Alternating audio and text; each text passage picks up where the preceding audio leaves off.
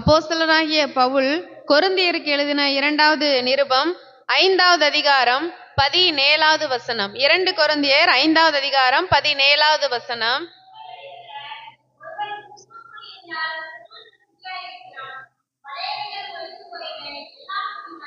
இப்படி இருக்க ஒருவன் கிறிஸ்துவுக்குள் இருந்தால் புது சிருஷ்டியாய் இருக்கிறான், பழையவைகள் ஒளிந்து போயின, எல்லாம் புதிதாயின. இந்த வசனம் அநேகமாய் நாம் கேட்டிருக்கிற அல்லது அநேகமாய் நாம் மனப்பாடம் செய்து வைத்திருக்கிற ஒரு வசனம்தான். இப்படி இருக்க ஒருவன் கிறிஸ்துவுக்குள் இருந்தால் எப்படி இருக்கிறான்? புது சிருஷ்டியாய் இருக்கிறான், பழையவைகள் ஒளிந்து போயின, எல்லாம் புதிதாயின அப்படின்னு சொல்லி இந்த வசனத்துல நம்ம பார்க்க முடியும். ஒரு மனுஷன் புது சிருஷ்டியாய் இருக்கிறான். எப்பொழுது ஒரு மனுஷன் புது சிருஷ்டியாக மாற்றப்படுகிறான், புது சிருஷ்டியாய் இருக்கிறான் அப்படின்னு சொல்லி நம்ம பார்த்தோம்னா, எப்பொழுதுதான் புது சிருஷ்டியாக மாறுகிறான்? ஒரு மனிதன் கிறிஸ்துவுக்குள்ளாய் இருக்கும் பொழுதுதான் புது சிருஷ்டியாய் மாற்றப்படுகிறான். அப்படி புது சிருஷ்டியாய் மாற்றப்படும் பொழுது என்ன நடக்கும் அப்படின்னா, பழையவைகள் ஒளிந்து போயின, எல்லாம் புதிதாயின. ஒரு மனிதன் புது சிருஷ்டியாய் மாற்றப்படும் பொழுது பழையவைகள் எல்லாம் ஒளிந்து போய் ஒரு புதிதான ஒரு வாழ்க்கையை நாம் பார்க்க முடியும்.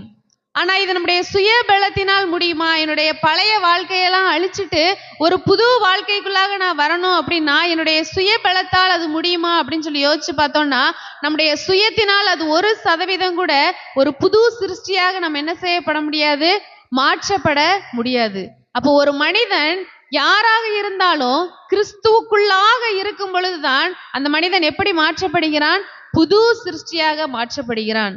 புது சிருஷ்டியாக மாற்றப்படுவது அவசியமா அவசியம் இல்லையா அப்படின்னு சொல்லி நம்ம கேட்டோம்னா, எல்லாருமே புது சிருஷ்டியாய் மாறி இருக்க வேண்டிய அவசியம் இருக்கிறது. ஏனென்றால் நாம் பிறக்கும் பொழுது எப்படிதான் பிறக்கிறோம்? ஒரு கிறிஸ்தவர்களாக நம்ம யாருமே என்ன செய்கிறது இல்லை, பிறக்கிறது இல்லை. கிறிஸ்துவினுடையவர்களாக நம்ம பிறக்கும் பொழுதே பிறக்கிறது கிடையாது. எல்லாருமே ஆதாமின் பாவத்தின் வழியாக வந்த பாவத்தின் பிள்ளைகளாக தான் என்ன செய்கிறோம், இந்த உலகத்துல வந்து பிறக்கிறோம். என் தாய் என்னை பாவத்திலே கற்பந்தரித்தாள் என்ற வசனத்தை நாம் வாசிக்க முடியும். பிறக்கும் பொழுது யாருமே ரட்சிக்கப்பட்டவர்களாக, பிறக்கும் பொழுதே யாருமே கிறிஸ்துவின் உடையவர்களாக பிறக்கிறது கிடையாது. அப்பொழுது ஒரு புதிய மாற்றத்தை நாம் எதிர்பார்த்து காத்திருக்க வேண்டிய அவசியமா இருக்கிறது. ஒரு மனுஷன் எப்பொழுது கிறிஸ்துவுக்குள்ளாக வருகிறானோ அப்பொழுதுதான் பழையவைகள் எல்லாம் ஒளிந்து போய் அவர்கள் புதியவர்களாக என்ன செய்யப்படுகிறார்கள், மாற்றப்படுகிறார்கள். இந்த வசனத்துல பார்க்கும் பொழுது இப்படி இருக்க ஒருவன் கிறிஸ்துவுக்குள் இருந்தால் அப்படின்னு சொல்லி இந்த வசனம் நம்ம வாசிக்க முடியும். எப்படி இருக்க அப்படின்னு சொல்லி நம்ம பார்க்கும் பொழுது மேலே பார்க்கிறோம், 14வது வசனத்துல இருந்து பார்க்க முடியும். கிறிஸ்துவினுடைய அன்பு எங்களை நெருக்கி ஏவுகிறது, ஏனென்றால் எல்லாருக்காகவும் ஒருவரே மரித்திருக்க எல்லாரும் மரித்தார்கள் என்றும், பிழைத்திருக்கிறவர்கள் இனி தங்களுக்கென்று பிழைத்திராமல் தங்களுக்காக மரித்து எழுந்தவருக்கென்று பிழைத்திருக்கும்படி அவர் எல்லாருக்காகவும் மரித்தார் என்றும் நிதானிக்கிறோம். இந்த வசனத்தை வாசிக்கும் பொழுது இந்த வசனத்தின் விசுவாசத்திற்குள்ளாக யாரெல்லாம் வருகிறார்களோ அவர்கள்தான் இப்படி இருக்க கிறிஸ்துவுக்குள் இருந்தால். எல்லா மனுஷருக்காகவும் ஒருவரே மரித்திருக்க, ஒட்டுமொத்த உலகத்தில் உள்ள எல்லாருடைய பாவங்களுக்காகவும் யார் ஒருவரை மரித்திருக்கிறார்? கிறிஸ்து. நம்ம எல்லாருடைய பாவங்களுக்காகவும் ஒருவரே மரித்திருக்க எல்லாரும் மரித்தார்கள் என்றும், அதுபோல பிழைத்திருக்கிறவர்கள் இனி தங்களுக்கென்று பிழைத்திருக்காமல் யாருக்காக பிழைத்திருக்கிறோம் என்று நிதானிக்கிறோம்? தங்களுக்காக மரித்து உயிரோடு எழுந்தவருக்காக பிழைத்திருக்கிறோம் என்று நிதானிக்கிறோம் என்று இந்த இடத்துல பவுல் கொரிந்து திருச்சபைக்கு எழுதுகிறார். அப்ப நான் இனி எனக்கானவன் அல்ல, எனக்காக ஒருவர், என்னுடைய பாவங்களுக்காக ஒருவர் என்ன செய்திருக்கிறார், மரித்திருக்கிறார். அவர் மரித்திருக்கிறார், அவர் எனக்காக மீண்டும் உயிரோடு எழுந்திருக்கிறார். இந்த நிதானத்திற்குள்ளாக வருகிற பொழுதுதான் நான் எப்படிப்பட்டவர்களாய் மாறி இருக்கிறோம், கிறிஸ்துவுக்குள்ளானவர்களாய் மாறி இருக்கிறோம். இப்படி இருக்க ஒருவன் கிறிஸ்துவுக்குள் இருந்தார். கிறிஸ்துவுக்குள்ளாக இருக்கிறது வேற, கிறிஸ்துவை சாதாரணமாக நம்ம அறிந்து கொள்வது வேற. கிறிஸ்துவுக்கு உள்ளாக இருக்கிறது வேற, சாதாரணமா ஒருவரை அறிந்து கொள்வது வேற. இப்ப உங்களுக்கு யாரையாவது தெரியுமா அப்படின்னு சொல்லி கேட்டா நம்மளுக்கு தெரியும், அவங்களுடைய பேர் தெரியும், அவங்க எப்படி இருப்பாங்க அப்படிங்கிறது தெரியும். ஆனா யாரை பற்றி நமக்கு ஆழமாக தெரியும்? நம்ம வீட்டுல இருக்கிறவங்களை பத்தி நம்மளுக்கு எப்படி தெரியும்? ஆழமா தெரியும். ஆனா நம்ம தெருவுல யாராவது அடிக்கடி நடந்து போய்கிட்டு இருக்காங்க, அவங்கள நம்ம அடிக்கடி பார்க்கிறோம் அப்படின்னா அவங்கள குறிச்சு நம்மளுக்கு ஆழமா தெரியுமா? தெரியாது. ஒருவேளை நம்மளே நினைச்சிட்டு இருக்கோம், நான் அடிக்கடி என்ன செய்யறேன், ஆலயத்துக்கு போய்கிட்டு இருக்கேன், நான் அடிக்கடி இப்படி ஜெப கூட்டங்களுக்கு போய்கிட்டு இருக்கேன், நான் அடிக்கடி ஆண்டவருக்கு காணிக்கை கொடுத்துட்றேன், அதனால நான் யாருதான், ரட்சிக்கப்பட்டவங்க தான், அதனால நான் யாருதான், கிறிஸ்தவள் தான், நான் கிறிஸ்தவன் தான் அப்படின்னு சொல்லி நினைச்சுக்கிட்டு இருந்தோம்னா அப்படி கிடையாது. இந்த வசனத்துல இப்படி இருக்கு அப்படின்னு சொல்லி நம்ம பார்க்கிறோமே, மேலே யாரை பற்றி சொல்லப்பட்டு இருக்கிறது? கிறிஸ்து எனக்காக, என்னுடைய பாவங்களுக்காக, உலகத்தில் இருக்கிற ஒட்டுமொத்த ஜனங்களுடைய பாவங்களுக்காக அவர் ஒருவரே மரித்திருக்கிறார். அவர் ஒருவரை மரித்திருக்கிறார். அது மாத்திரம் இல்ல, பிழைத்திருக்கிறவர்கள் இனி தங்களுக்கென்று பிழைத்திராமல் தங்களுக்காக மரித்து உயிரோடு எழுந்தவருக்கென்று பிழைத்திருக்கிறோம் என்று நிதானித்திருக்கிறார்கள் அல்லவா? அவர்கள்தான். என்னுடைய பாவத்திற்காக ஒரு தெய்வம் உயிரை தந்தது, இனி நான் பிழைத்திருக்கிறது யாருக்காக? எனக்காக அல்ல, அவருக்காக. எனக்காக ஒருவர் மரித்து எனக்காக ஒருவர் உயிரோடு எழுந்திருந்தாரே, அவருக்காக தான் நான் இனி பிழைத்திருக்கிறேன். இனி என்னுடைய பழைய வாழ்க்கை அவருடனே கூட சிலுவையில் அறையப்பட்டது, இனி எனக்கான வாழ்க்கை இது கிடையாது என்று அந்த நிதானத்திற்குள்ளாக யாரெல்லாம் வந்திருக்கிறார்களோ அவர்கள் தான் யாரு? கிறிஸ்துவுக்குள்ளானவர்கள். இப்படி இருக்க ஒருவன் கிறிஸ்துவுக்குள் இருந்தால், இந்த வசனத்தின் அடிப்படையில, இந்த விசுவாசத்தின் அடிப்படையில யாரெல்லாம் கிறிஸ்தவ வாழ்க்கையை ஜீவித்துக் கொண்டிருக்கிறார்களோ அவர்கள் தான் யாரு? கிறிஸ்துவுக்குள்ளானவர்கள். அவர்கள் தான் புது சிருஷ்டியா என்ன செய்யப்படுகிறார்கள்? மாற்றப்பட்டு இருக்கிறார்கள், புது சிருஷ்டியா இருக்கிறார்கள். அவர்களிடத்துல என்ன இருக்காது? பழைய வாழ்க்கை இருக்காது. பழையவைகள் ஒளிந்து போயின, எல்லாம் புதிதாயின.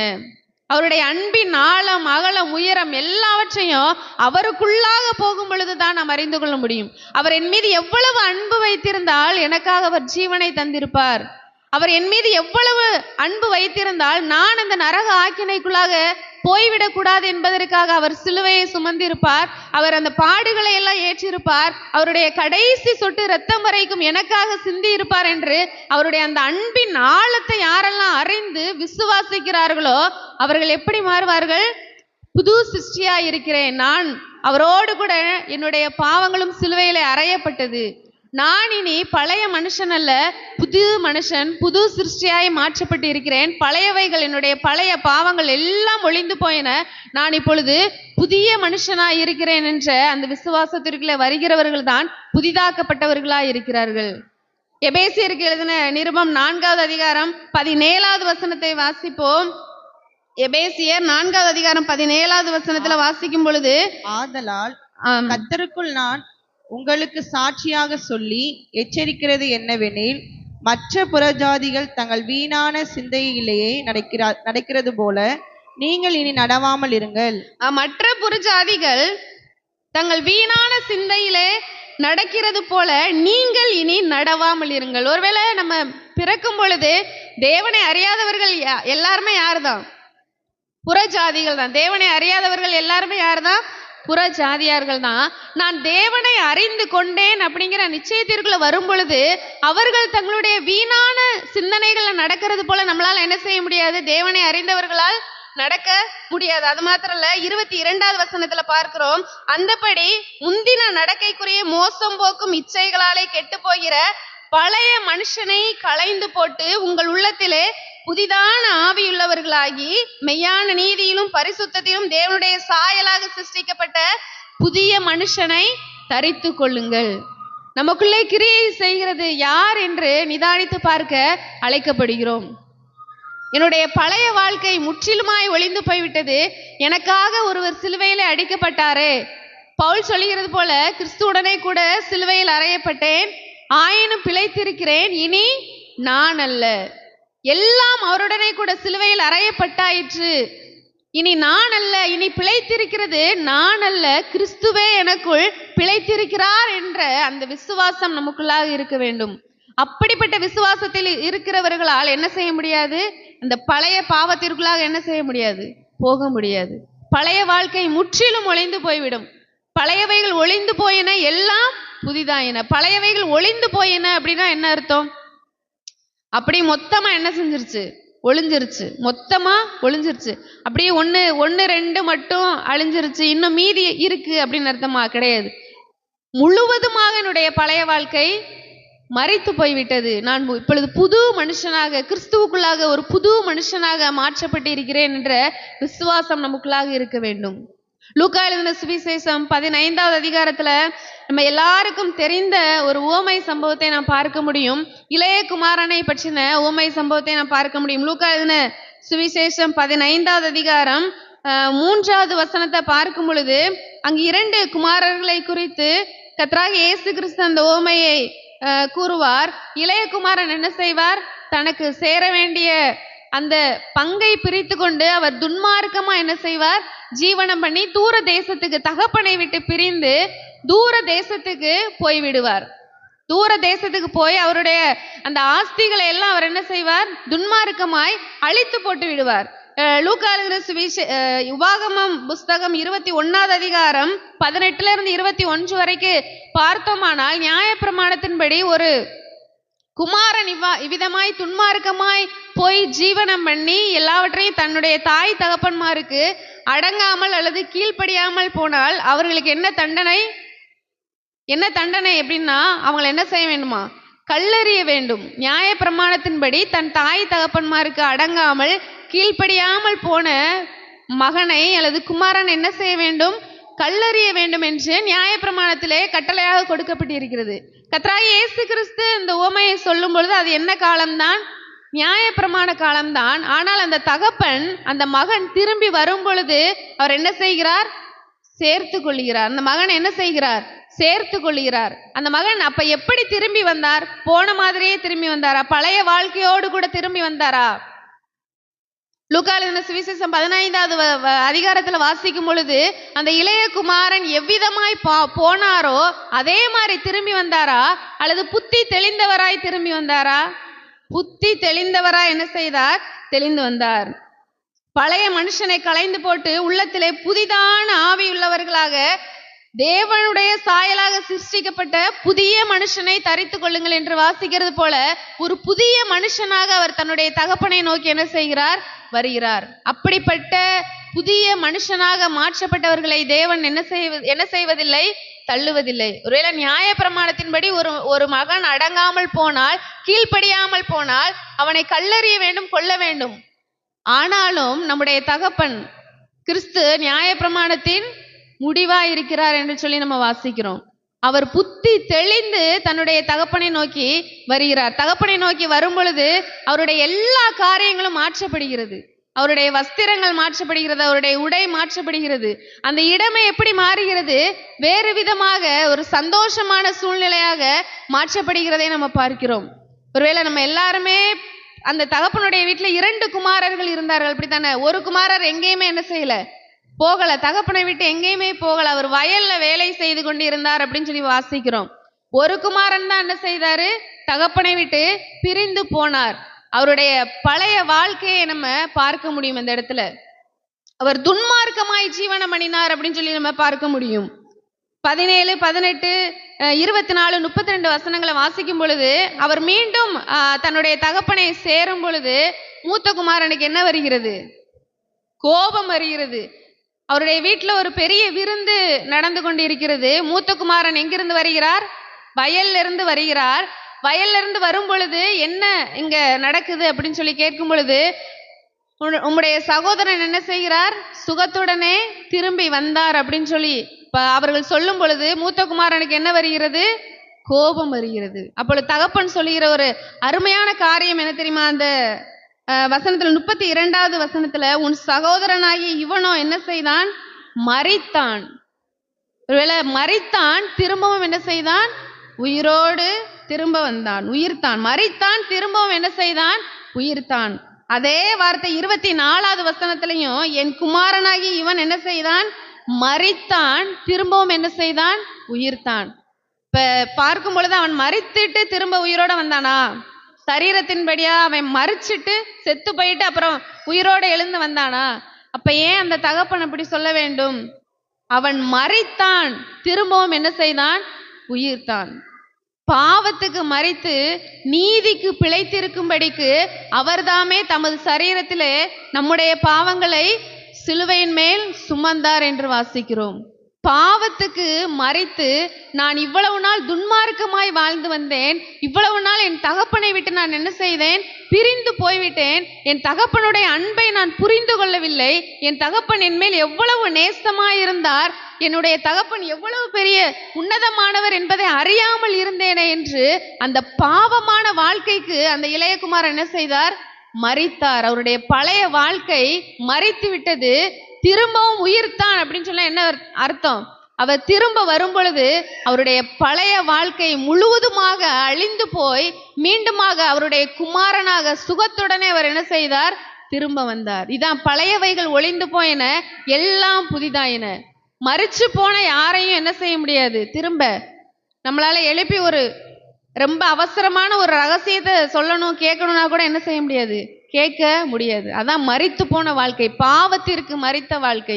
இளையகுமாரன் பாவத்துக்கு என்ன செய்தார், மரித்தார், மீண்டும் உயிர்த்தார். நீதிக்கென்று தன்னுடைய தகப்பனை தேடி வந்தார், புத்தி தெளிந்தவனாய் தன்னுடைய தகப்பனை தேடி வந்தார். ஆனால் அவருடனே கூட மூத்த குமாரன் என்ன செய்தார், வயலிலே வேலை செய்தார். அவருடைய கட்டளைகள் கற்பனைகள் எல்லாவற்றையும் அவர் மீறவில்லை. ஆனா தன்னுடைய இளையகுமாரன், தன்னுடைய இளைய சகோதரன் வீட்டிற்குள்ள வரும்பொழுது அவருக்கு என்ன வந்துச்சு, கோபம் வந்துச்சு. தகப்பன்ட்ட கேட்கிறார், நான் உம்முடனே கூட இருந்து ஒரு கற்பனைகளை கூட நான் மீறவில்லையே, நீர் எனக்கு என்ன தரல, ஒரு ஆட்டுக்குட்டியை கூட என்ன செய்யவில்லை, தரவில்லை. இவனோ துன்மார்க்கமா எல்லாத்தையும் அழித்து போட்டான், இவனுக்கு இவ்வளவும் செய்கிறீரா என்று கேட்கிறான். ஒருவேளை நம்மளும் நான் ஆண்டவரோடு இருக்கிறேன், நான் ஆண்டவரோடு கூட தான் இருக்கிறேன், ஆண்டவருக்காக எல்லா வேலையும் செய்கிறேன் செய்கிறேன் செய்கிறேன்னு சொல்லிட்டு நம்மளுக்குள்ள என்ன வந்துருது, பழைய மனுஷனுடைய சாயலை நாம் என்ன செய்கிறோம், அடிக்கடி காட்டுகிறோம். ஆனால் அப்படி இல்லை, பழைய மனுஷன் முற்றிலுமாய் அழிக்கப்பட்டான். அதற்காக தான் தேவன் எனக்காக சிலுவையை சுமந்தார். நான் பழைய வாழ்க்கைக்கு மரித்து விட்டேன், என் குமாரன் மரித்தான், மீண்டும் என்ன செய்தான், உயிரோடு திரும்ப வந்தான். என் குமாரன் காணப்படாமற் போனான், திரும்பவும் காணப்பட்டான் என்ற சாட்சி நமக்குள்ளாக வேண்டும். பழைய வாழ்க்கை முற்றிலுமாய் மரித்து போய்விட வேண்டும். யாருமே சொல்ல முடியாது, நான் பிறந்ததிலிருந்து நான் எந்த பாவமுமே செய்யவில்லை என்று ஒருவர் கூட சொல்ல முடியாது. யாருமே நமக்கு பாவத்தை கற்றுக் கொடுக்க வேண்டிய அவசியமும் கிடையாது. யாராவது நம்மளுக்கு பாவத்தை கற்றுக் கொடுத்துருக்காங்களா? பொய் சொல்லுன்னு சொல்லி நம்மளுக்கு யாராவது கற்றுக் கொடுத்துருக்காங்களா? கோவப்படு அப்படின்னு சொல்லி நம்மளுக்கு யாராவது கற்றுக் கொடுத்துருக்காங்களா? எரிச்சல் படுங்க, பொருளாசைப்படுங்க, மற்றவர்களை பேசுங்க, காயப்படுத்துங்கன்னு யாராவது நமக்கு கற்றுக் கொடுத்துருக்காங்களா? யாருமே நமக்கு கற்றுக் கொடுத்தது கிடையாது. அது நம்முடைய சுவாபமாகவே இருக்கிறது. மனுஷராய் பிறந்த ஒவ்வொருவருமே ஆதாமுடைய சாயலோடு கூட பிறக்கிறோம். நம்ம அடிக்கடி சொல்லுவோம், அப்பாவை போல அம்மாவை போல, யாரை போலவும் கிடையாது, நம்ம ஆதாமுடைய சாயலா என்ன செய்திருக்கிறோம், பிறந்து இருக்கிறோம். எப்பொழுது என் தேவன் எனக்காய் காத்து கொண்டு இருக்கிறார், அந்த மகன் தன்னுடைய தகப்பனாரை எண்ணி பார்த்தார். அவர் சிறுமைப்படும் பொழுது அவருடைய தகப்பனாருடைய மகிமை அவர் என்ன செய்தார், எண்ணி பார்த்தார். இன்றைக்கு எண்ணி பார்க்கிறோம், என் தேவன் எனக்காக எவ்வளவு பெரிய காரியங்களை செய்திருக்கிறார், எவ்வளவு பெரிய தியாகத்தை செய்திருக்கிறார், அவருக்காக நான் என்ன செய்திருக்கிறேன். பாவம், அந்த பாவத்தை என்னால் விட முடியவில்லையா, அந்த சிலுவை அன்பை நம்ம என்ன செய்யணும், நினைத்து பார்க்க வேண்டும். எனக்காக ஒருவர் ரத்தம் சிந்தி இருக்கிறார், எவ்வளவு சிறுமைப்பட்டார் எனக்காக, எவ்வளவு சகித்தார் எனக்காக. அந்த தகப்பனை அவர் நினைத்து பார்க்கும் பொழுதுதான் அவர் புத்தி தெளிந்து என்ன செய்தார், வருகிறார். அவர் வரும் பொழுது தன்னுடைய மகன் தூரத்திலே வரும் பொழுதே அந்த தகப்பன் என்ன செய்கிறார், ஓடி போனார். அது மாத்திரம் இல்ல, அந்த பழைய வஸ்திரங்களை அவர் முதலாவது மாற்றுகிறார். அவருக்கு புதிய என்ன செய்கிறார், வஸ்திரத்தை கொடுக்கிறார். யூதாவின் புஸ்தகம் 23வது வசனத்தை வாசிக்கும் பொழுது அழகான ஒரு வசனம் அங்கு கொடுக்கப்பட்டு இருக்கிறது. யூதாவின் புஸ்தகம் 23வது வசனம், மாம்சத்தால் கரைப்பட்டு இருக்கிற வஸ்திரத்தையும் வெறுத்து தள்ளுங்கள். மாம்சத்தால் கரைப்பட்டு இருக்கிற வஸ்திரத்தை என்ன செய்யணுமா, வெறுத்து தள்ளுங்கள். மாம்சத்தால் கரைப்பட்டு இருக்கிற வஸ்திரம் நமக்குள்ளாக காணப்படுகிறதா? மாம்சம், உலகம், இச்சை, பாவம் போன்ற இந்த விதமான காரியங்கள் நமக்குள்ளாக காணப்பட்டு இருக்கிறதா என்றால் அதை என்ன செய்யணுமா, வெறுத்து தள்ளுங்கள். தன்னுடைய தகப்பனை நோக்கி வரும் பொழுது தகப்பன் சொல்லுங்க, முதலாவது வஸ்திரத்தை என்ன செய்யுங்க, மாற்றுங்க, வேறு வஸ்திரத்தை கொடுங்க. மாம்சத்தால் கரைப்பட்டு இருக்கிற வஸ்திரம். அந்த குமாரன் எப்படி வந்திருப்பார், தனக்கு தேவையான உணவு கூட கிடைக்காமல் எங்கு போனார் அவரு, பன்றி மேய்க்கிற வேலைக்கு போய் பன்றி சாப்பிடுகிற தவிடு கூட கிடைக்காத சூழ்நிலையில வந்தவருடைய வஸ்திரம் எப்படிப்பட்டதா இருந்திருக்கும்? சுத்தமா இருந்திருக்குமா? சுத்தமா இருந்திருக்குமா? நல்ல வாசனையா இருந்திருக்குமா? இருந்திருக்காது. தகப்பன் வரும் பொழுது, தகப்பனிடத்திலே வந்து சேரும் பொழுது மாம்சத்தால் கரைப்பட்டு இருக்கிற அந்த வஸ்திரத்தை வெறுத்து தள்ளுங்கள். பிரியமானவர்களே, நாம் நம்முடைய சுயத்தினாலோ நம்முடைய முயற்சியினாலோ நம்மை நாம என்ன செய்ய முடியாது? மாற்றிக்கொள்ளவே முடியாது. கிறிஸ்துவனுடைய அன்பு எங்களை நெருக்கி ஏவுகிறது என்று பவுல் சொல்லுகிறதை பார்க்கிறோம். அவருடைய அன்பு மட்டும்தான் நம்மளை என்ன செய்ய முடியும்? நெருக்கி ஏவ முடியும். அவருடைய அன்பு மட்டும்தான், அவருடைய மரணம், அவருடைய பாடு, அவருடைய மரணம், அவருடைய உயிர்த்தெழுதல் மாத்திரம்தான் நம்மை கிறிஸ்துவுக்குள்ளானவர்களாக மாற்ற முடியும். ரோமர் 6வது அதிகாரம் 7வது வசனத்துல வாசிக்கிறோம், மரித்தவன் பாவத்துக்கு நீங்க என்ன செய்யப்பட்டிருக்கிறானா? விடுதலையாக்கப்பட்டு இருக்கிறான். மரித்தவன் மாத்திரம்தான் என்ன செய்யப்பட்டு இருக்கிறான்? பாவத்திற்கு நீங்கி விடுதலையாக்கப்பட்டிருக்கிறான். நமக்குள்ள இன்னும் நான் இன்னும் கிறிஸ்துவுடனே கூட அறையப்படவில்லை. நான் ஏதோ பேருக்கு வந்து கொண்டிருக்கிறேன். நான் பேருக்கு, கட்டாயத்தின் பேரிலேயோ ஏதோ பாரம்பரிய முறைப்படியோ நான் கிறிஸ்துவை தேடுகிறேன். மரித்த வாழ்க்கை, கிறிஸ்துவுடனே கூட நான் மரித்து விட்டேன் என்கிற அந்த விசுவாசம் எனக்குள்ளே இல்லை என்றால், இன்றைய கர்த்தர் ஒவ்வொருவரோடும் கூட பேசி கொண்டிருக்கிறார்.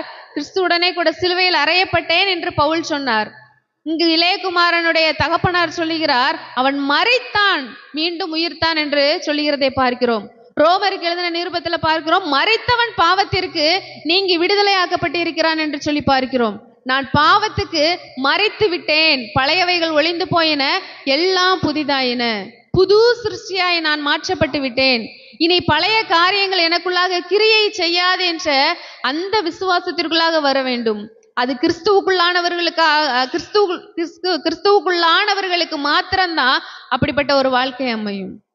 கிறிஸ்துவை மேலோட்டமாக வியாதியின் மத்தியிலோ அல்லது கடனின் மத்தியிலோ அல்லது தேவைக்காக தேடிக்கொண்டிருக்கிறவர்கள் ஒரு நாளும் புது சிருஷ்டி அனுபவத்தை என்ன செய்ய முடியாது?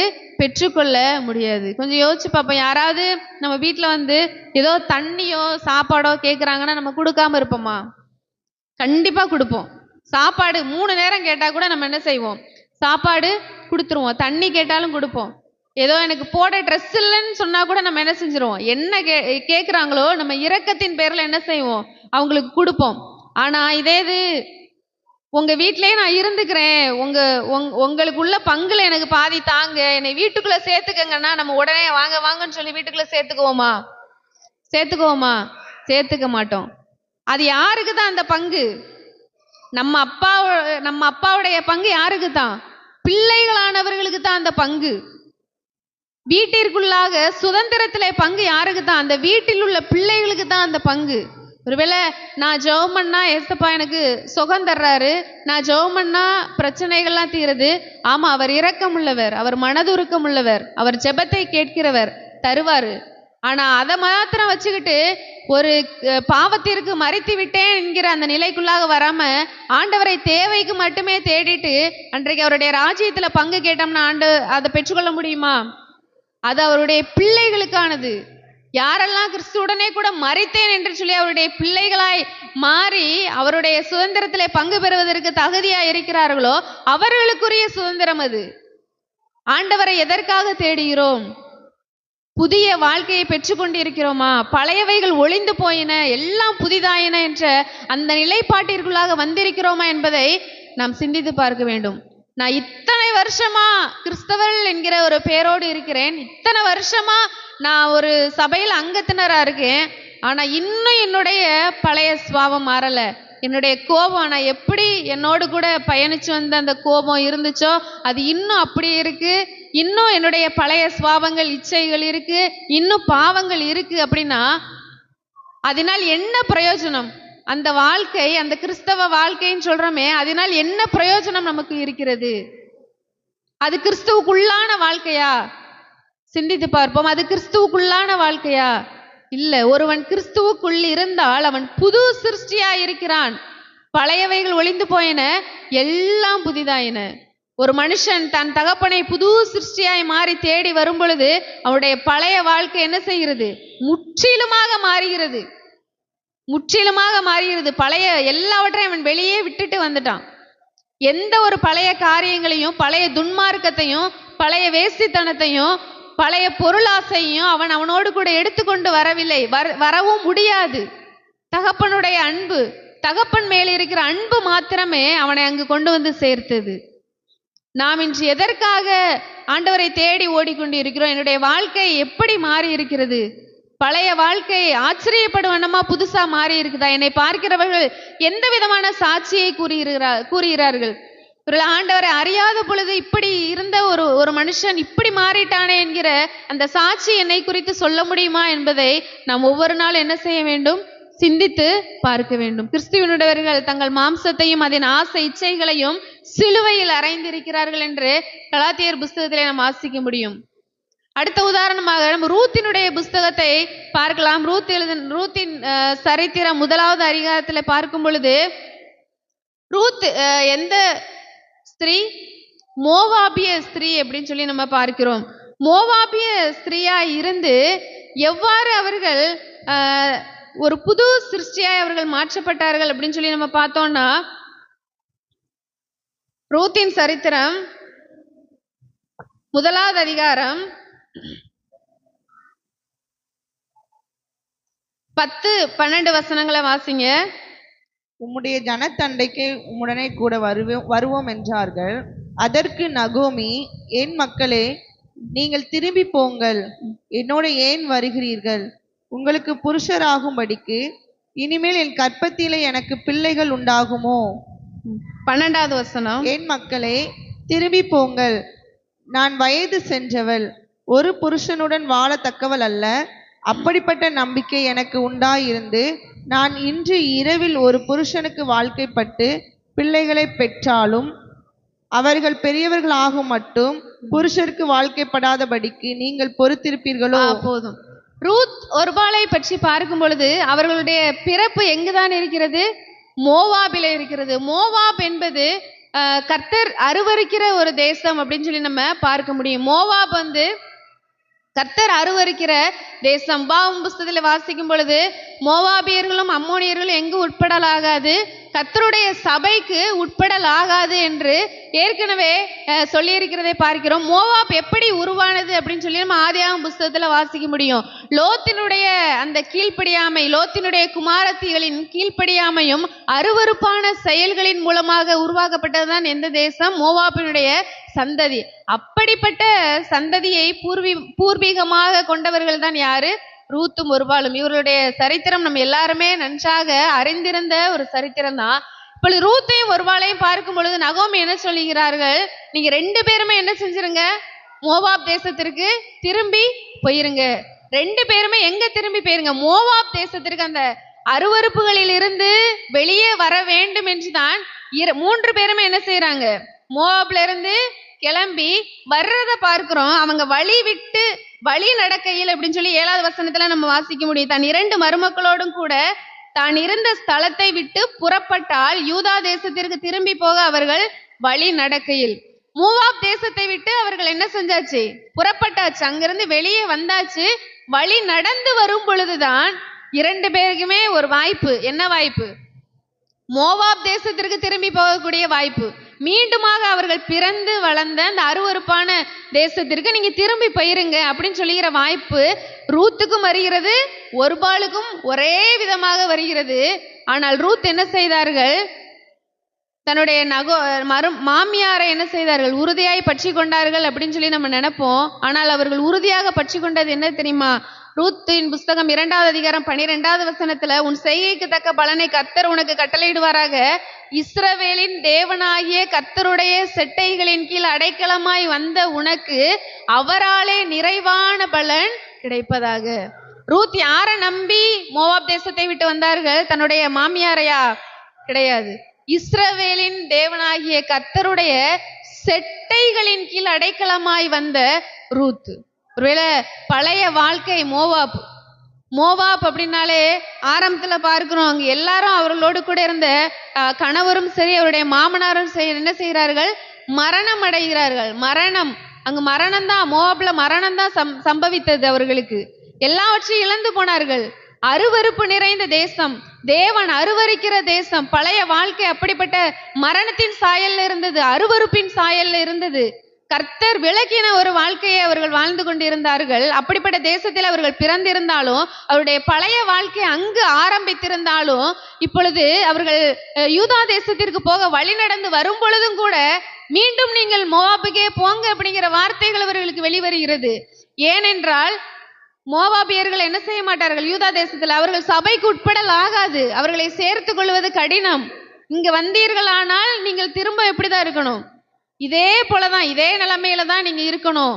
நகோமி சொல்லுகிறத பார்க்கிறோம், எனக்கு ஒரு குமாரன் பிறந்து உங்களுக்கு என்ன செய்ய முடியாது, இனிமேல் திருமணம் செய்து வைக்க முடியாது. அப்படின்னா என்ன அர்த்தம், அங்க இருக்கிற யாரையும் நீங்க திருமணம் செய்து கொள்ள முடியாது, கர்த்தருடைய சபைக்கு உட்படல் ஆகாது மோவாபியர்கள்.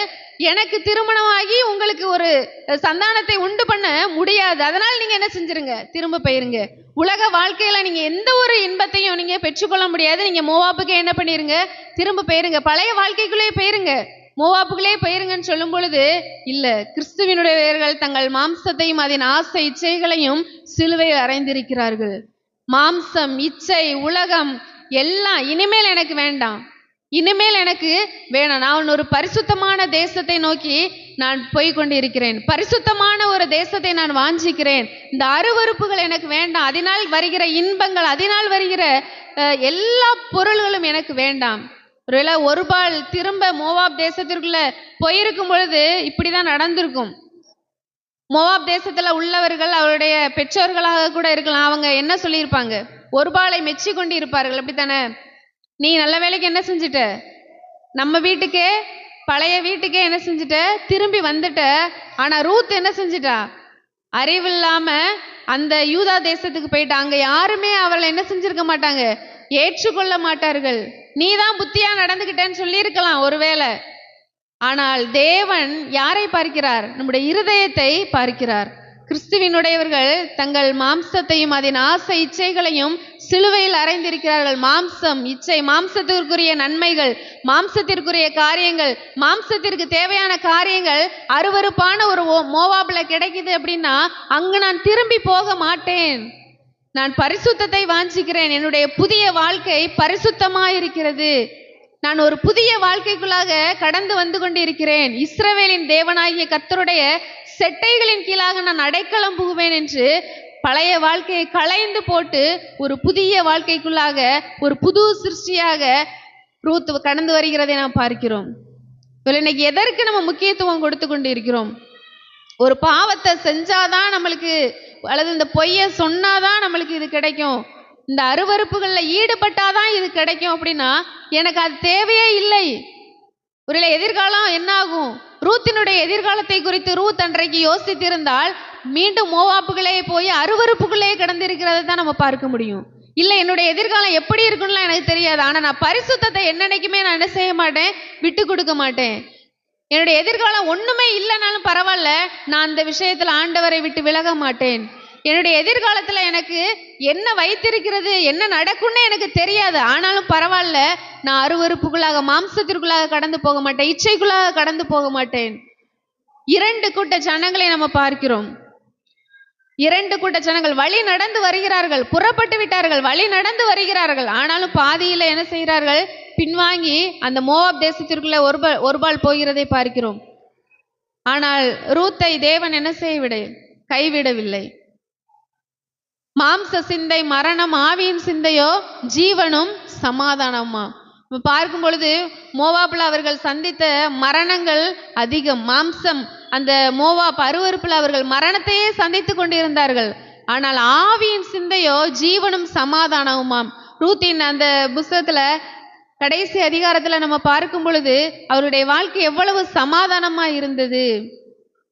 ரூத்தினுடைய பெயர் அதை தொடர்ந்து கிறிஸ்துவின் சந்ததி வருகிற அளவிற்கு ரூத்தை தேவன் அந்த இடத்துல வைத்திருந்தார். ஜீவனும் சமாதானமுமா. மரணம் ஏற்பட்டு கொண்டே இருந்த அந்த மோவாப்ல ஜீவனும் சமாதானமுமா இருக்கிற ஆவியின் சிந்தை நிறைந்த அந்த பரிசுத்தமான இடம், அது எப்பொழுது வரும், தன்னுடைய ஆசை இச்சைகள் எல்லாவற்றையும் சிலுவையில் அறையும் பொழுதுதான் இப்படிப்பட்ட ஜீவனையும் சமாதானத்தையும் நாம் பெற்றுக்கொள்ள முடியும். கிறிஸ்துவுக்குள்ளான வாழ்க்கை, கிறிஸ்து போதும் எனக்கு, அவர் எனக்கு போதும். அவர் எனக்குள்ளாக இருக்கும் பொழுது நான் வாழ்கிற அந்த பரிசுத்தமான வாழ்க்கை எனக்கு போதும். இந்த உலகத்துல வேறு எதுவுமே எனக்கு தேவையில்லை என்கிற வாழ்க்கை தான் கிறிஸ்துவுக்குள்ளான வாழ்க்கை. உலகத்தை வெறுத்து வாழ்கிற அந்த வாழ்க்கை. உலகமும் மாமிசமும் எதற்குமே உதவாது. இந்த உலகத்தோடு இது என்ன செஞ்சிரும்? முடிஞ்சு போயிரும். நம்ம ஏதாவது ஒரு பொய்ய சொல்லி ஏதாவது கண்டிப்பா அந்த வேலை எனக்கு இல்லைன்னா எனக்கு எதிர்காலமே கிடையாது, சின்ன பொய் தானே, சின்ன பாவம் தானே, இதுதான் என்னுடைய எதிர்காலம்னு சொல்லி நம்ம அதை தக்க வைத்து கொண்டோமானால் எப்படி நம்ம வாழ்க்கை மிஞ்சி போனா 100 வருஷம், அதுக்கு மேல என்ன செய்ய முடியாது, 100 வருஷம் வாழுவதே அதிகம். ஆனா அதற்கு அப்புறமான நித்தியமான வாழ்க்கையை நான் என்ன செய்கிறேன்? இழந்து போகிறேன். சிந்தித்து பார்ப்போம். எதை நம்ம அதிகமா பற்றி கொண்டு இருக்கிறோம்? எதற்கு அதிகமான முக்கியத்துவம் கொடுக்கிறோம்? யூதா தேசத்துக்குள்ள போயிட்டா, பெத்லகேமுக்குள்ள போயிட்டா உனக்கு ஒரு வாழ்க்கையும் இல்லை அப்படின்னு சொல்லி சொன்ன ஒரே வார்த்தை நிமித்தம் அருவருப்புக்குள்ள கடந்து போகிற வாழ்க்கையா? இல்ல, இஸ்ரவேலின் தேவனாகிய கர்த்தருடைய செட்டைகளின் கீழ் அடைக்கலமாய் நான் வருகிறேன் என்ற அந்த புது சிருஷ்டியினுடைய வாழ்க்கையா? நாம் எந்த வாழ்க்கையை வாழ்ந்து கொண்டிருக்கிறோம் என்பதை சிந்தித்து பார்க்க அழைக்கப்பட்டு இருக்கிறோம். ஏற்கனவே சொன்னது போல யாருமே பரிசுத்தவான்களாக பிறப்பது கிடையாது.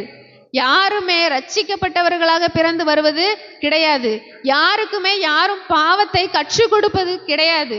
எல்லாமே பழைய மனுஷனும் பழைய சாயலோடு கூட தான் நாம் பயணித்து கொண்டே இருக்கிறோம். ஆனால் கிறிஸ்துவுக்குள்ளான வாழ்க்கைக்குள்ளாக கிறிஸ்து எனக்காக மரித்தார், நானும் அவருடனே கூட சிலுவையில் அறையப்பட்டேன். இனி பிழைத்திருக்கிறது நான் அல்ல, கிறிஸ்துவே எனக்குள் பிழைத்திருக்கிறார் என்ற அந்த சத்தியத்திற்குள்ளாக, அந்த விசுவாசத்திற்குள்ளாக வரும் பொழுதுதான் நான் கிறிஸ்துவுக்குள்ளான வாழ்க்கை வாழ்கிறேன். அப்பொழுதுதான் என்னுடைய பழைய வாழ்க்கை ஒளிந்து போகிறது, எல்லாம் புதிதாகிறது, புது சிருஷ்டியாக நான் மாற்றப்படுகிறேன் என்று நாம் பார்க்க முடியும். கொலோசையரின் புஸ்தகம் 3வது அதிகாரம் 9வது வசனத்தை வாசிக்கும் பொழுது, பழைய மனுஷனையும் அவன் செய்கைகளையும் களைந்து போட்டு தன்னை சிருஷ்டித்தவருக்கு ஒப்பாய் பூரண அறிவடையும்படி புதிதாகப்பட்ட புதிய மனுஷனை தரித்து கொண்டிருக்கிறீர்களே. பழைய மனுஷனையும் அவன் செய்கைகளையும் களைந்து போட்டு நம்மை சிருஷ்டித்தவருக்கு ஒப்பான சாயலை என்ன செய்திருக்கிறோம்? தரித்து கொண்டிருக்கிறோம். அது மாத்திரம் இல்ல, கொலோசையர் 3வது அதிகாரம் 11வது வசனத்துல பார்க்கும்போது, யூதன் என்றும் கிரேக்கன் என்றும் இல்லை, விருத்த சேதனம் உள்ளவர்கள் என்றும் விருத்த சேதனம் இல்லாதவர்களும் என்றும் இல்லை, புற ஜாதியார் என்றும் புற தேசத்தார் என்றும் இல்லை, கிறிஸ்து இயேசுவுக்குள் எல்லாரும் ஒன்றாயிருக்கிறீர்கள். ஒருவேளை ரூத்தை பார்க்கும் பொழுது அவர்கள் புற தேசத்தார்கள் தான், ஆனால் கிறிஸ்துவுக்குள்ளாக எல்லாரும் ஒன்றாயிருக்கிறோம். எப்பொழுது? பழைய மனுஷனை களைந்து போட்டு புதிய மனுஷனை தரித்து கொள்ளும் பொழுது கிறிஸ்துவுக்குள்ளாக எல்லாரும் ஒன்றாயிருக்கிறோம். இன்னும் அநேகருக்குள்ள நான் ரட்சிக்கப்பட்டிருக்கிறேன் என்று சொல்லுகிறவர்களுக்குள்ளேயே இன்னும் நாங்கள் அந்த ஜாதி, நாங்கள் இந்த ஊரு, நாங்க அந்த குடும்பம், நாங்கள் அந்த குலம், இந்த மாதிரியான சாயல்கள் எல்லாம் இருந்து கொண்டே இருக்கிறது. அது எப்படி பழைய மனுஷருக்குரிய சாயலா, புதிய மனுஷருக்குரிய சாயலா? பழைய மனுஷருக்குரிய சாயல் அது. கிறிஸ்துவுக்குள் எல்லாரும் ஒன்றாயிருக்கிறோம். விருத்த சேதனம் உள்ளவன் என்றும் விருத்த சேதனம் இல்லாதவன் என்றும் வித்தியாசமே இல்லை. எல்லாரும் கிறிஸ்து இயேசுவுக்குள் ஒன்றாயிருக்கிறீர்கள். புது சிருஷ்டியே காரியம் என்று நாம் வாசிக்கிறோம். புது சிருஷ்டியாய் மாற்றப்பட்ட வாழ்க்கைகளை நிலைத்திருக்கிறவர்கள் மாத்திரம்தான் ஆண்டவருடைய ராஜ்யத்தில் என்ன செய்ய முடியும்? பங்கு பெற முடியும். பழைய மனுஷன் பரலோக ராஜ்யத்திற்குள்ளாக எங்க போக முடியாது? ஒரு நாள் ஒரு அடி கூட வைக்க முடியாது. என்னுடைய பழைய சாயல் இன்னும் ஒளிந்து போகாமல், பழைய மனுஷன் சிலுவையிலே அடிக்கப்படாமல், மறிக்காமல் நான் ஒரு அடி கூட பரலோக ராஜ்யத்திற்குள்ள என்ன செய்ய முடியாது? எடுத்து வைக்க முடியாது. இவ்வளவு நாளே கடந்து விட்டோம். ஆண்டவரை தேடுகிறோம், கிறிஸ்துவை தேடுகிறோம் சொல்லி எதற்காக தேடி நம்முடைய வாழ்நாட்களை பாதியாக கழித்து விட்டோம். ஆனா கிறிஸ்துவுக்குள்ளான வாழ்க்கை நான் வாழ்ந்து கொண்டிருக்கிறேனா? பழைய மனுஷன் மறித்து விட்டான் என்ற அந்த நிச்சயத்திற்குள்ளாக வந்திருக்கிறேனா என்பதை என்ன செய்ய வேண்டும்? நாம் அனுதினமும் சிந்தித்து பார்க்க வேண்டும். ஒருவேளை அந்த பழைய மனுஷன் முற்றிலும் அழிந்து விட்டான், நான் புது சாயலாக மாற்றப்படும் பொழுது, ஒருவேளை ஏதோ ஒரு சின்ன இதை நான் தெரியாம செஞ்சுட்டேன்னா கூட நம்மளால என்ன செய்ய முடியாது? நிம்மதியா இருக்க முடியாது. அந்த சின்ன தப்பு கூட, நம்ம ஏதோ அறியாம செஞ்ச அந்த சின்ன பாவம் கூட நம்மளை என்ன செய்ய விடாது? நிம்மதியா தூங்க விடாது, நம்மளை நிம்மதியா இருக்க விடாது. அது நம்மளை வேதனைப்படுத்தும். பாவத்தோடு கூட நம்மளால என்ன செய்ய முடியாது? வாழ முடியாது. புது சிருஷ்டி பாவத்தோடு கூட வாழ முடியாது. அது ஆண்டவரிடத்துல போய் ஒப்பு கொடுக்க சொல்லும். அது ஆண்டவரிடத்துல முழங்கால் படியிட்டு அழ சொல்லும். ஆண்டவரிடத்துல மன்னிப்பு கேட்க சொல்லும். அதுதான் புது சிருஷ்டியுடைய வாழ்க்கை. மாம்சத்தினால் கரைப்பட்ட வஸ்திரத்தை உதறி போடுங்கள், அகற்றி போடுங்கள் சொல்லி பார்க்கிறோமே. மாம்சத்தால் அந்த கரைப்பட்ட ஒரு கரை கூட நம்மளுடைய வாழ்க்கையில பட நம்ம அனுமதிக்க மாட்டோம். ஒருவேளை பட்டுனா கூட அது என்ன செய்ய முடியாது, நம்மளால தாங்கிக் கொள்ள முடியாது. ஐயோ, நான் இதை செஞ்சுட்டேனே, நான் எப்படி இதை சொல்லலாம், நான் எப்படி இந்த வார்த்தையை பேசலாம், நான் எப்படி இப்படி மற்றவர்களை நோகடிச்சிருக்கலாம், ஒரு வார்த்தையை நான் சொல்லியிருக்கலாம், எப்படி நான் இந்த தேவனுக்கு பிரியமில்லாத இந்த ஒரு பார்வையை நான் பார்த்திருக்கலாம், இது ஆண்டவருக்கு பிரியமில்லாத காரியமாச்சே, ஆண்டவர் என்னை கழுவி இருக்கிறாரே, ஆண்டவர் என்னை சுத்தப்படுத்தி இருக்கிறாரே, ஆண்டவர் என்னை மீட்டு விட்டாரே, நான் எப்படி இந்த பாவத்தை செய்ய முடியும் என்று நம்முடைய இருதயம் அப்படியே வேதனைப்படுகிறதை நாம் உணர்வோம். இந்த உணர்வு நம்மளுக்கு இல்லையா? இந்த உணர்வு இல்லைன்னு ஆண்டவரிடத்துல ஒப்புரவாக வேண்டியது அவசியமா இருக்கிறது. எந்த பாவத்தையும் துணிவோட செஞ்சுக்கிட்டு ஆலயத்துக்கு மட்டும் போயிட்டு வந்திருந்தோம்னா அது ஒரு பிரயோஜனமற்ற வாழ்க்கை. எந்த பாவத்தையும் செய்யும் போது எனக்கு ஒரு உணர்வே கிடையாது. ஈஸியா நான் எல்லா பாவத்தையும் செஞ்சிடறேன், ஆனா ஆண்டவரை தேடுறேன், ஜெபம் பண்றேன், நான் ஆலயத்துக்கு போயிட்டு வந்துகிட்டு இருக்கேன் அப்படிங்கிற ஒரு வாழ்க்கை நமக்குள்ளாக இருந்துச்சுன்னா ஆண்டவரிடத்துல ஒப்புரவாக வாழ வேண்டியது அவசியமா இருக்கிறது. ஆண்டவரே, என்னுடைய பழைய வாழ்க்கை உடனே கூட மறைத்து விட்டது, என்னை நீர் மீட்டு இருக்கிறீர், பழைய மனுஷனில் இருந்து என்னை மீட்டு விட்டீர், நான் அந்த விசுவாசத்திற்குள்ளாக வர வேண்டும் என்று ஒப்புரவாக வேண்டியது அவசியமா இருக்கிறது. ஒரு பரிசுத்தமுள்ள வாழ்க்கை. மோவாப்பு நமக்கு தேவையே கிடையாது. பழைய வாழ்க்கை நமக்கு தேவையில்லை. புதிய மனுஷனை தரித்து கொண்டிருக்கிறீர்களே என்று நம்ம வாசிக்கிறோம். கிறிஸ்துவுக்குள்ளாக எல்லாரும் ஒன்றாயிருக்கிறோம் என்று நம்ம வாசிக்கிறோம். மாம்ச சிந்தை மரணம் என்று சொல்லி வாசிக்கிறோம். ஆவியின் சிந்தை ஜீவனும் சமாதானமுமாம்.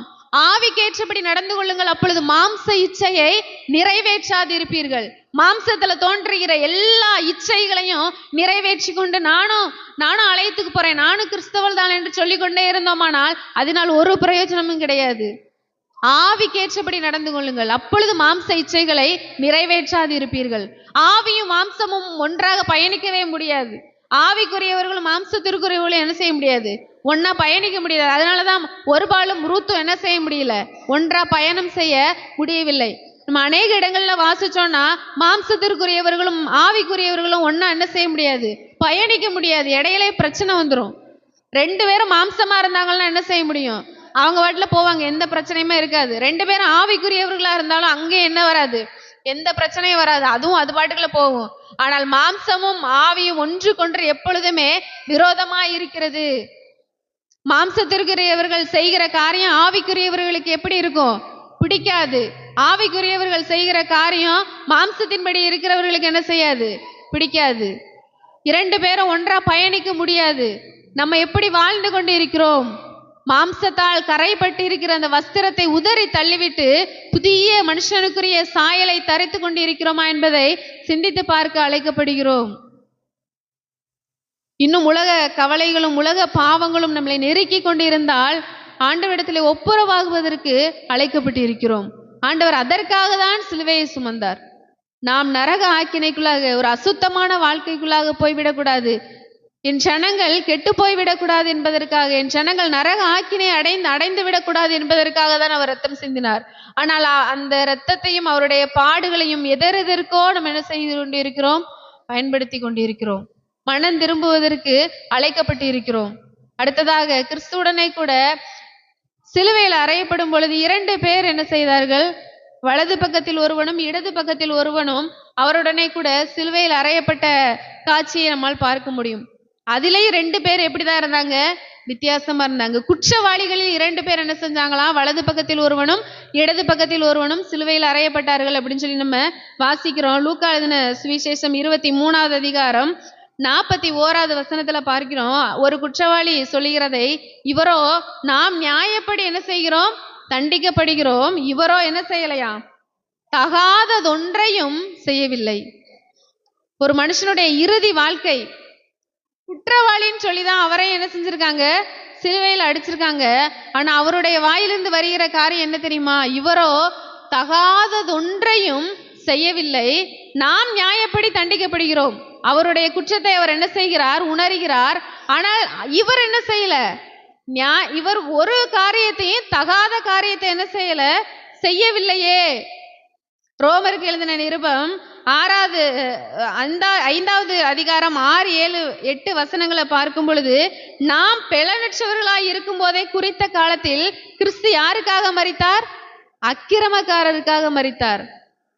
அந்த குற்றவாளிகளில் அந்த வலது பக்கத்திலே இருந்த அந்த குற்றவாளி ஆகிய ஒருவர் சொல்கிறார், நான் எப்படித்தான் தண்டிக்கப்படுகிறேன்? நான் அக்கிரமம் தான் செஞ்சேன், நான் நியாயப்படிதான் தண்டிக்கப்படுகிறேன். ஆனால் இவர் என்ன செய்யல? ஒரு அக்கிரமம் கூட செய்யவில்லை. இவர் எதற்கு தண்டிக்கப்படுகிறார்? அடுத்து 7வது வசனத்துல பார்க்கும் பொழுது, நீதிமானுக்காக ஒருவன் மரிக்கிறது என்னது? அரிது. நீதிமானுக்காகவே ஒருவன் மரிக்கிறது அரிது. நல்லவனுக்காக ஒருவேளை என்ன செய்யலாம்? ஒருவன் மரிக்கலாம். நாம் பாவிகளாய் இருக்கையில் கிறிஸ்து நமக்காக மரித்ததினாலே தேவன் நம்மேல் வைத்த தமது அன்பை விளங்க பண்ணுகிறார். அந்த அந்த குற்றவாளி நம்ம சொல்றோம், அவர் எவ்வளவு அழகான வார்த்தைகளை சொல்லுகிறார். நான் நியாயப்படி தண்டிக்கப்படுகிறேன், உண்மைதான். இவர் ஒரு காரியம் கூட, இவர் அநியாயமாய் ஒன்று கூட செய்யவில்லையே. அவர் எதற்காக மரிக்க வேண்டும்? நாம் பெலனற்றவர்களாய் இருக்கும் பொழுதே குறித்த காலத்தில் கிறிஸ்து அக்கிரமக்காரருக்காக மரித்தார். பவுல் எழுதுகிறார், அங்கு அந்த அந்த குற்றவாளி என்று அவர் சொல்லுகிறார், இவர் ஒரு காரியம் கூட செய்யவில்லையே. அதே இடது பக்கத்துல இருக்கிற குற்றவாளி, நீர் உண்மையிலே கிறிஸ்துவானால் உன்னையும் என்னையும் ரட்சித்துக்கொள். அந்த வார்த்தையை கவனிங்க, ரட்சித்துக்கொள். அப்ப அந்த ரட்சிப்புக்கு அவருடைய பாணியில என்ன அர்த்தம்? நீ உன்னையும் என்னையும் ரட்சித்துக்கொள் அப்படின்னா, அவருடைய பாணியில அதற்கு என்ன அர்த்தம்? ரட்சித்துக்கொள்னா, சிலுவையிலிருந்து நீரும் இறங்கிரு, எங்களை என்ன செய். அவருடைய பாணியில ரட்சிப்புக்கு என்ன அர்த்தம் தெரியுமா? இப்ப இருக்கிற இந்த வேதனை, இந்த வலி, இந்த உபத்திரவம், இதுல இருந்து என்ன செஞ்சிருங்க? என்னையும் காப்பாத்திருங்க, உங்களையும் காப்பாத்திக்கிங்க. என்ன? நீ என்னவானால்? நீர் கிறிஸ்துவானால். நீங்க உண்மையிலே கிறிஸ்துவா இருந்தா உங்களையும் காப்பாத்தி என்னையும் காப்பாத்தி எங்க விடணும்? கீழே இறக்கி மறுபடியும் உலகத்துக்குள்ள, மறுபடியும் என்ன செஞ்சிருங்க? உலகத்துக்குள்ள. ஆனால் இவர் சொல்லுகிற காரியம், நீ தேவனுக்கு பயப்படுகிறது இல்லையா? இப்படிப்பட்ட ஆக்கினைக்கு உட்பட்டிருந்தும் தேவனுக்கு பயப்படுகிறது இல்லையா? இவருடைய வார்த்தையை யோசிச்சு பார்க்கும் பொழுது, இவர் ஒரு குற்றம் கூட செய்யவில்லையே. இவர் ஒரு குற்றம் கூட செய்யவில்லையே. நல்லவனுக்காக கூட ஒருவன் மரிக்க மாட்டான். நீதிமானுக்காக மரிக்கிறது கஷ்டம், நல்லவனுக்காக ஒருவன் மரிக்கிறது கஷ்டம். நம்ம நீதிமான்களும் கிடையாது, நம்ம நல்லவர்களும் கிடையாது, பாவிகளாய் இருக்கிறோம். பாவிகளாய் இருக்கிற நமக்காக ஒரு குற்றம் கூட செய்யாத கிறிஸ்து, அவர் நீர் கிறிஸ்துவானால்னு கேட்கிறாரு. இவர் கேட்கல. அப்ப இவர் என்ன? இவருக்குள்ளாக என்ன விசுவாசம் வந்துருச்சு? இவர்தான் கிறிஸ்து. ஏன் இவர்தான் கிறிஸ்து? இவர் பாவிகளுக்காக மரிக்கிறார். இவர் ஒரு குற்றம் கூட செய்யாத இவர் பாவிகளுக்காக மரிக்கிறார், அக்கிரமக்காரருக்காக மரிக்கிறார். இவர்தான் கிறிஸ்து. இந்த விசுவாசம் தான் ஒரு மனுஷனை புதிதாக மாற்றும்.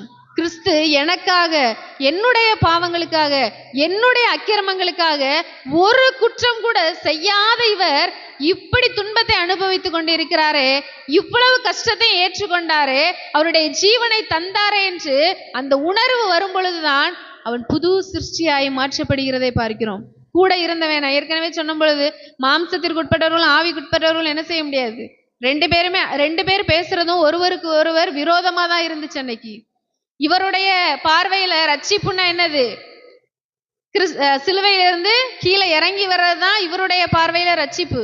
ஆனா அவருடைய ஜெபம் எப்படி இருந்தது? உம்முடைய ராஜ்யத்தில் வரும் பொழுது அடியேனை நினைத்து கொள்ளும். அப்ப இவர்தான் தேவனுடைய ராஜ்யத்தை தர வல்லவர் என்ற விசுவாசம் அவருக்குள்ளாக இருந்துச்சு.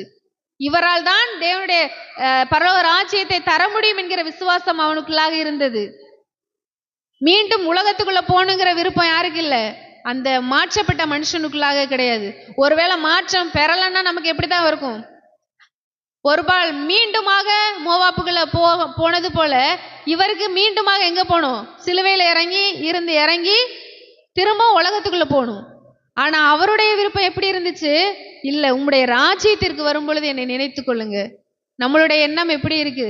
திரும்பவும் எப்படியாவது என்னை காப்பாத்தி உலகத்துல விட்டுருங்க. எப்படியாவது என்னை காப்பாத்தி இந்த உலகத்துல ஏதாவது ஒரு சுகமான வாழ்க்கைக்குள்ளாக என்னை விட்டுருங்க, திரும்பவும் நான் உலகத்துக்குள்ளே போயிடுறேன்.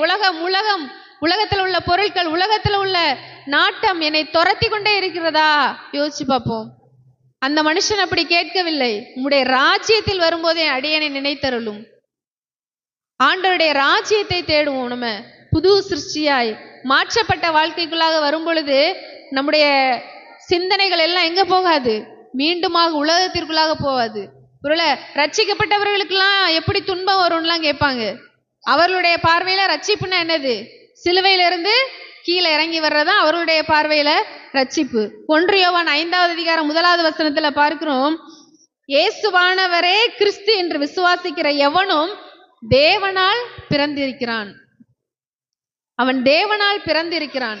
இயேசுவானவரே கிறிஸ்து. அவர் கேட்டாரு, நீ கிறிஸ்துவானால் உன்னையும் என்னையும் ரட்சித்துக்கொள். இவர் என்ன சொன்னாரு? இவர்தான் கிறிஸ்து. இயேசுவானவரே கிறிஸ்து என்று விசுவாசிக்கிற எவனும் தேவனால் பிறந்திருக்கிறான். பழைய மனுஷனுடைய சாய அழிக்கப்பட்டு அவரை விசுவாசிக்கிற எவனும் தேவனால் பிறந்திருக்கிறான். அந்த மனுஷன் அன்றைக்கு விசுவாசித்தார்.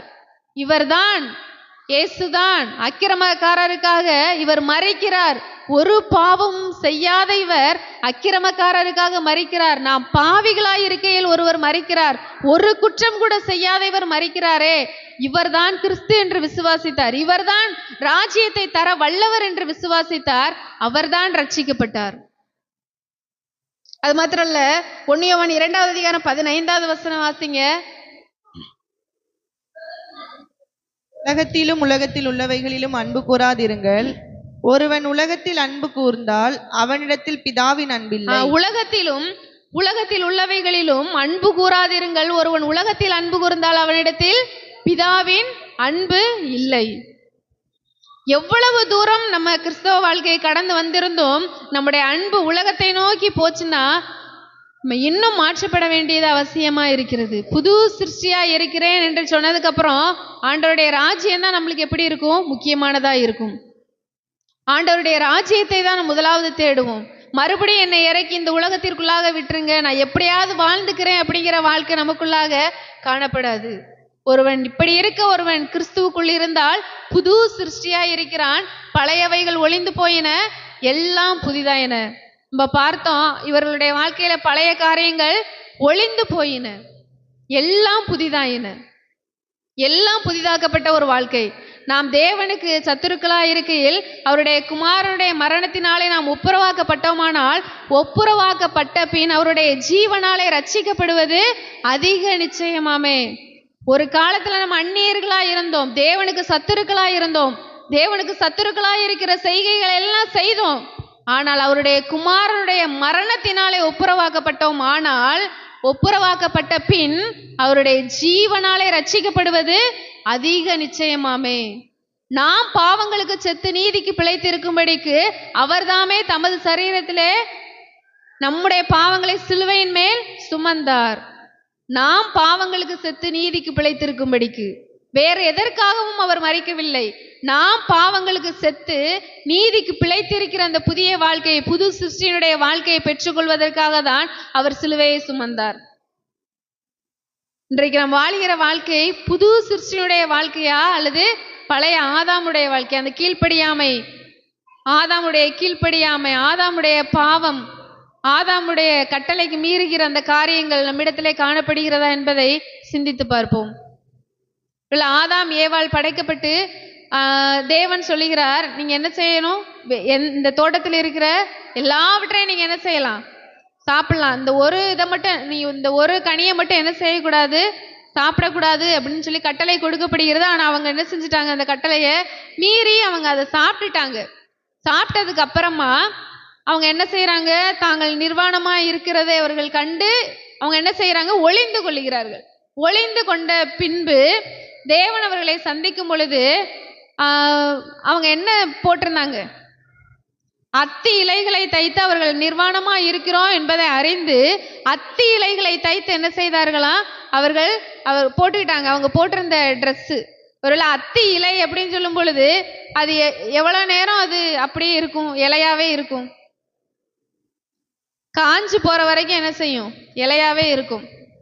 காஞ்சிருச்சுன்னா அது சுருங்கிரும், அப்புறம் என்ன செஞ்சிடும்? ஒவ்வொரு இலையா விழுந்துரும். ஒருவேளை ஒரு மனுஷனுடைய பாவத்தை மூடுவதற்கு மனுஷனாலே கண்டுபிடிக்கப்படுகிற காரியங்கள்லாம் எப்படித்தான் இருக்கும்? இப்படித்தான் இருக்கும். ஆனால் அவர்களுக்கு தேவன் என்ன செய்தார்? எதை கொடுத்தார்? அவர்களுக்கு தோல் உடைகளை கொடுத்தார். தோல் உடை எப்படி வந்துச்சு? அங்க ஒரு தோல்ல உடையை கொடுத்தார் தேவன். அந்த தோல் எங்க இருந்து வந்திருக்கும்?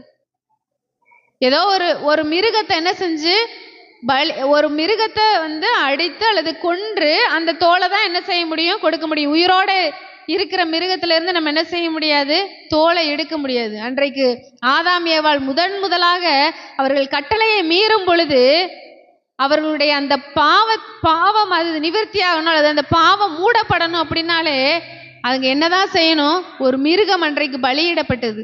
ஒரு மிருகம் அன்னைக்கு செத்தாதான் அவருடைய பாவத்தின் விளைவாக வந்த அந்த காரியம் என்ன செய்யப்படும்? மூடப்படும். ஒருவேளை ஆதாம் ஏவாளின் சந்ததியாக ஆதாமுடைய சாயலாக வந்த நம்முடைய பாவம் மூடப்படணும்னா வேறு எதனால என்ன செய்யப்பட முடியாது? நம்முடைய பாவம் மன்னிக்கப்படவோ மூடப்படவோ முடியாது. அவர் பலியானதில் மாத்திரம்தான். சிலுவையில் அவர் தன்னை ஒப்பு கொடுத்ததினால் மாத்திரம், சிலுவையில் அவர் தன்னுடைய ஜீவனை கொடுத்து ஜீவ பலியாக அவரை ஒப்பு கொடுத்ததினால் மாத்திரம்தான் நம்முடைய பாவங்கள் எல்லாம் என்ன செய்யப்பட வேண்டும்? மன்னிக்கப்பட முடியும். வேறு எந்த காரியமும், நான் ஒரு பாவத்தை செஞ்சுட்டேன், அதற்காக நான் பொருத்தனை பண்ணி இந்த காணிக்கையை கொண்டு போய் கொடுத்துட்டேன், நான் ஒரு பாவம் செஞ்சுட்டேன், நான் இந்த பொருளை ஆலயத்துக்கு வாங்கி வச்சுட்டேன், அது எல்லாமே அத்தி இலைகளை போன்றது. அத்தி இலை அது எதற்குமே உதவாது. அது மனுஷனால் கண்டுபிடிக்கப்பட்டது, ஆதாமால் கண்டுபிடிக்கப்பட்டது. அது அவருடைய பாவத்தின் விளைவை என்ன செய்ய முடியாது? மூட முடியாது. அதற்கு ஒரு பலி அவசியமா இருந்தது. தோல் உடைகள், ஒரு மிருகத்தை கொன்றுதான் அந்த தோல் உடையை உருவாக்க முடிந்தது. அன்றைக்கு ஆண்டவராய் தேவனாய் இயேசு கிறிஸ்து நமக்காக பலியாகிதான் நம்முடைய பாவங்கள் என்ன செய்திருக்கிறார்? மன்னித்திருக்கிறார். புது சிருஷ்டியாக மாற்றப்பட்டு இருக்கிறோம். அவர் பலியானதினால்தான், அவர் நமக்காக சிலுவையில் ஒப்பு கொடுக்கப்பட்டதினால்தான் நான் புது சிருஷ்டியாய் மாற்றப்பட்டு இருக்கிறேன். பழையவைகள் ஒளிந்து போயின, எல்லாம் புதிதாயின. பழைய வாழ்க்கை இனிமேல் எனக்குள்ளாக கிரியை செய்யாது. கிறிஸ்துவனுடைய அன்பு எங்களை நெருக்கி ஏவுகிறது என்று பவுல் சொன்னது போல அவருடைய அன்பு நம்மளை நெருக்கி ஏவ வேண்டும். என் மீது அவருக்கு எவ்வளவு அன்பு வைத்திருந்தால் அவர் இவ்வளவு தியாகத்தை செய்திருப்பார் என்று அவருடைய அன்பு நம்மளை நெருக்கி ஏவும் பொழுது, இப்படி இருக்க ஒருவன் கிறிஸ்துவுக்குள் இருந்தால், அவருடைய அன்பு நம்மளை நெருக்கி ஏவும் பொழுது, அவருடைய பாடு மரணம் உயிர்த்தெழுதலை பற்றின விசுவாசம், இயேசுவை கிறிஸ்து என்கிற விசுவாசம், அவருடைய இரத்தம் தான் என்னை சுத்தப்படுத்த முடியும் என்கிற விசுவாசம் நமக்குள்ளாக இருக்கும் பொழுதுதான் புது சிருஷ்டியாக, இப்படி இருக்க ஒருவன் கிறிஸ்துவுக்குள் இருந்தால் புது சிருஷ்டியாய் இருக்கிறான். பழையவைகள் ஒளிந்து போயின, எல்லாம் புதிதாயின. எல்லாம் புதிதாயின. ஏதோ பாதி புதிதாயின கிடையாது, ஒரு பகுதி மட்டும் புதிதாயின கிடையாது. கிறிஸ்து நமக்குள்ளாக இருந்தா பாதி பாவம் என்னை விட்டு போயிருச்சு, ஆனா இன்னும் பாதி பாவம் மட்டும் எனக்குள்ளாக இருக்கு அப்படின்னு என்ன செய்ய முடியாது? சொல்ல முடியாது. ஒரு இருட்டான அறைக்குள்ள ஒரு லைட் அடிக்கும் பொழுது எப்படி இருக்கும்? தன்னாலேயே வெளிச்சம் அந்த இடத்துல பிரகாசிக்கும், ஒரு வெளிச்சம் வரும், ஒரு தெளிவு வரும். அதே போலதான் இருள் நிறைந்த நம்முடைய இருதயத்துல கிறிஸ்துனுடைய சுவிசேஷம், கிறிஸ்துனுடைய பாடு மரணங்களின் அந்த விசுவாசம், அவர் எனக்காக அடிக்கப்பட்டார் என்கிற அந்த அன்பு நமக்குள்ளாக வரும் பொழுது அந்த பாவ இருள் நம்மை விட்டு என்ன செய்யும்? அகன்று போகும். அந்த பாவ இருள் நம்மை விட்டு விலகி ஓடும். அப்பொழுதுதான் நாம் புது சிருஷ்டியா இருக்கிறோம். பழையவைகள் ஒளிந்து போயின, எல்லாம் புதிதாயின. நம்ம கூட நிறைய பாவங்கள், வைராக்கியங்கள், கசப்புகள், வன்மம் எல்லாம் இருந்திருக்கலாம். எல்லாம் இன்னுமே இருக்குன்னா அவர்களுக்கும் கிறிஸ்துவுக்கும் என்ன இல்லை? சம்பந்தமே கிடையாது. பழைய பாவம் எனக்குள்ளாக இருக்கு, வன்மம் இருக்கு, கசப்பு இருக்கு, வைராக்கியம் இருக்கு, கோபம் இருக்கு, கசப்பு இருக்கு, பொருளாசை இருக்கு, எல்லாமே இருக்கு, இச்சை இருக்கு, இஷ்டமானதெல்லாம் செய்வேன், கீழ்ப்படிய மாட்டேன். அவர்களுக்கும் கிறிஸ்துவுக்கும் என்ன இல்லை? சம்பந்தமே கிடையாது. கிறிஸ்துவினுடையவர்கள் தங்கள் மாம்சத்தையும் அதன் ஆசை இச்சைகளையும் சிலுவையில் அறைந்திருக்கிறார்கள். கிறிஸ்துவினுடையவர்களாய் வாழ அழைக்கப்பட்டு இருக்கிறோம். கிறிஸ்துவினுடையவர்களாய் வாழ்வதற்காக இந்த பூமியிலே நாம் அழைக்கப்பட்டு இருக்கிறோம். கிறிஸ்துவினுடையவர்கள் தான் அவருடைய ராஜ்யத்தை சுதந்திரித்துக் கொள்ள முடியும். ஒருவேளை இப்படிப்பட்ட இந்த அன்பிற்குள்ளாக இந்த சாயலுக்குள்ளாக புதிய மனுஷனை தரித்து கொண்டிருக்கிறீர்களே என்ற வசனத்தின்படியான சாயலுக்கு ஒப்பாக நாம் இன்னும் வரவில்லை என்றால் ஒப்பு கொடுப்போம். ஆண்டவரே, உம்முடைய அன்பு எவ்வளவு பெரியது, உம்முடைய இரக்கம் எவ்வளவு பெரியது, என்னை எவ்வளவு நேசித்திருக்கிறீர். இந்த வார்த்தைகளை கேட்பதற்கு இந்த இடத்துல ஆண்டவர் நம்மை அழைத்து வந்திருக்கிறார். ஆண்டவர் நம்மை நேசிக்கிறதுனால தான் இந்த இடத்துல அழைத்து வந்திருக்கிறார். ஆண்டவர் நம்மளை உண்மையாகவே நேசிக்கிறதுனால தான் ஒவ்வொரு நாளும் இப்படிப்பட்ட வார்த்தைகளால் அவர் நம்மோடு கூட என்ன செய்கிறார், இடைப்பட்டு கொண்டே இருக்கிறார். இதை மறுபடியும் மறுபடியும் கேட்டு கடினப்படுத்திக் கொள்ளாதபடிக்கு, நம்முடைய இருதயத்தை கடினப்படுத்தாதபடிக்கு, நொறுங்குண்ட இருதயத்தோடு, உடைந்த இருதயத்தோடு ஆண்டவரிடத்திலே நம்மை நாமே ஒப்பு கொடுக்க அழைக்கப்பட்டு இருக்கிறோம். கண்களை மூடி ஜெபிப்போம்.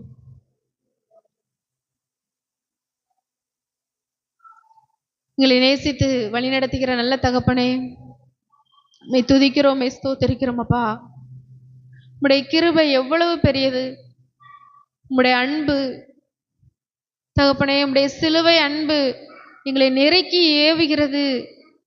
நாங்கள் பார்க்கிறோமேப்பா, உம்முடைய அன்பை நாங்கள் பார்க்கிறோமப்பா. உம்முடைய இரத்தம் சிந்தப்படும் பொழுது எங்களுக்காக நீர் எல்லாவற்றையும் சகித்தீரே.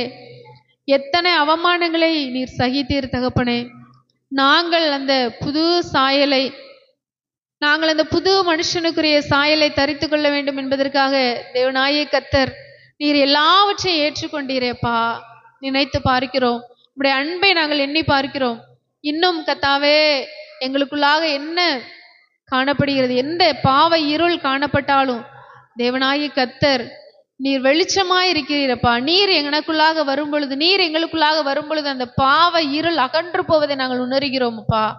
கர்த்தர் தாமே இந்த இடத்துல நீர் எங்களோடு கூட பேசினீர். இந்த வார்த்தைகள் ஒவ்வொன்றையும் கர்த்தாவே ஒவ்வொரு நாளும் நாங்கள் உணர்ந்து பார்த்தவர்களாய், மீண்டும் மீண்டும் பழைய மனுஷனுடைய சாயல் எங்களுக்குள்ளாக கிரியை செய்யாதபடிக்கு, கிறிஸ்துவனுடைய கூட சிலுவையில் அறையப்பட்டேன், ஆயினும் பிழைத்திருக்கிறேன், இனி நான் அல்ல கிறிஸ்துவே எனக்குள் பிழைத்திருக்கிறார் என்ற அந்த சத்தியத்தின்படி இனி நான் உமக்குரியவன், பிழைத்திருக்கிறது உமக்காக, உமக்காக நாங்கள் பிழைத்திருக்கிறோம் என்ற அந்த சத்தியத்திற்குள்ளாக நாங்கள் வழி நடக்க என் தேவனாகிய கர்த்தர் எங்கள் ஒவ்வொருவருக்கும் பலன் தாங்க தகப்பனே.